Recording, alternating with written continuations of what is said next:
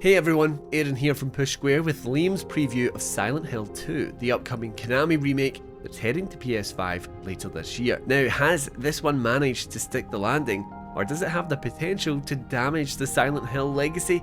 Well, let's find out.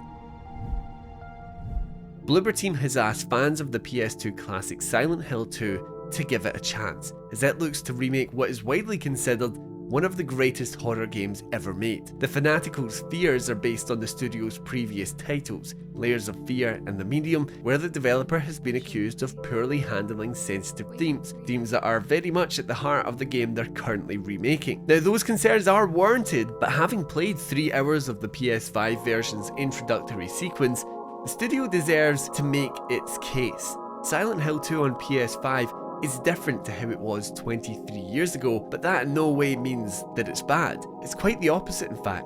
Bloober team and Konami have a new vision for the game, and the opening hours show a great deal of promise. From the bathroom scene to the graveyard and then on into Silent Hill itself, the PS5 remake commits to the broad strokes of how protagonist James Sunderland makes his way into town, but then it deviates from set expectations in the right way. It adds and expands rather than taking anything away. In the original, James simply followed a very long path into Silent Hill, completely covered in fog, but here in the remake, the mammoth trek has been fleshed out with a sawmill and a garage, with the latter acting as a tutorial for key and item usage. Having made it to the town, James spots a strange figure off in the foggy distance in the same manner as in the original, but instead of leading him into a tunnel underneath a bridge, he's taken into an apartment to fight the enemy with a 2x4. Next up is Neely's Bar, where a completely new puzzle based around a jukebox has you looking for a vinyl and glue. Now, this is how you obtain the key to Woodside Apartments, as opposed to the PS2 version, which quite simply points you to its location on another street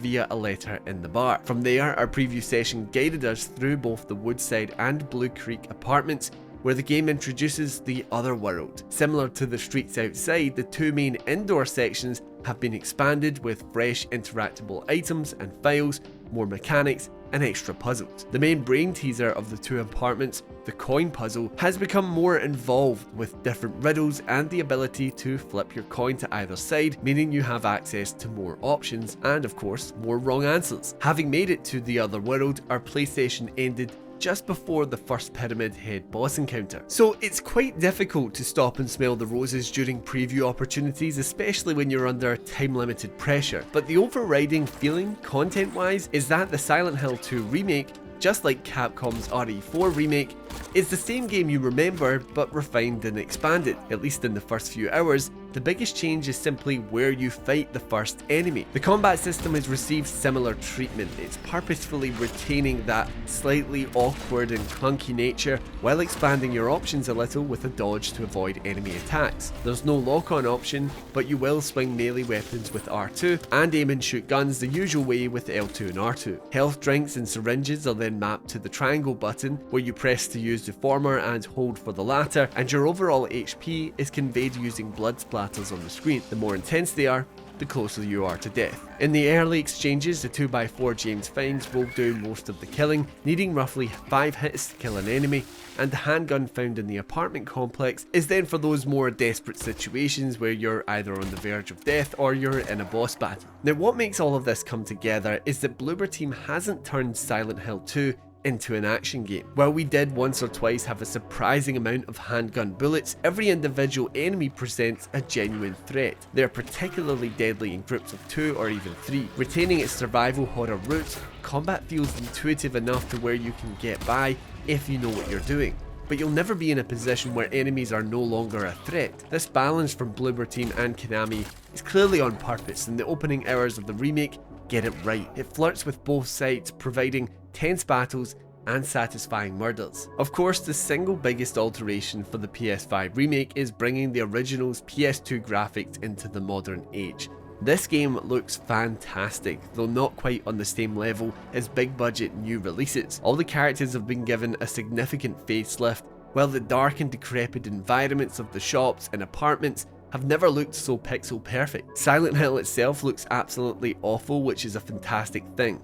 Having spent roughly an hour of the preview on its streets, The thick fog is ever present, blurring and blocking your view more than 10 feet ahead. Elsewhere, the camera has been changed from a dynamic perspective to one over the shoulder of James, allowing you complete control. It works a lot better and lends to the immersion, as you can get a better sense of the space and its contents, with the opportunity to admire even the most dilapidated of buildings in Silent Hill. There's another 10 plus hours of the game we're yet to see in Silent Hill 2 on PS5, but as long as what Bloober team has done with its introduction carries through to the end, then its remake will go down as one with class, style and respect for the original works. It's different, but it's different in a way where there's simply much more of it, rather than having it stripped back or having content removed. Still very much a survival horror experience, it plays brilliantly when it needs to and retains that clunky, blockier nature for the right moments. While the remake has always been near the top of our most anticipated list of 2024, there were doubts it would actually come together correctly. Those concerns have been comprehensively addressed by our preview session. Silent Hill 2 plays like a worthy, respectful remake of the PS2 classic, and that alone places it in the upper echelons of the industry. We just have to see the entire thing before we can commit to banging that drum. Thank you everyone for checking out Liam's preview of Silent Hill 2. The game drops on PS5 and PC on the 8th of October this year, so let me know if you're planning on picking it up down in the comments below, and while you're there, remember to like and subscribe to the channel for more PlayStation video content. Anyway, until next time, I've been Aaron, and this has been Push Square.